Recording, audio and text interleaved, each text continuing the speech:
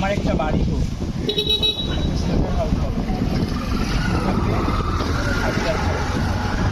আর কিছু পাখি উড়ায় রাখবো যদি আসে আমার কাছে।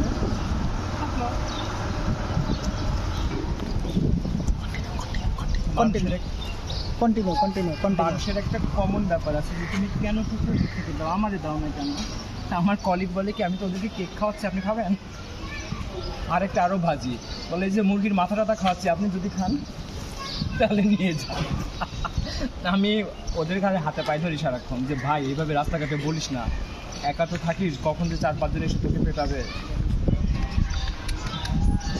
দেখো তো আমার জন্মান্তরে তুই আমার দেখো তো কি উজ্জ্বল না উজ্জ্বলা। কিউট আছে। I don't prefer like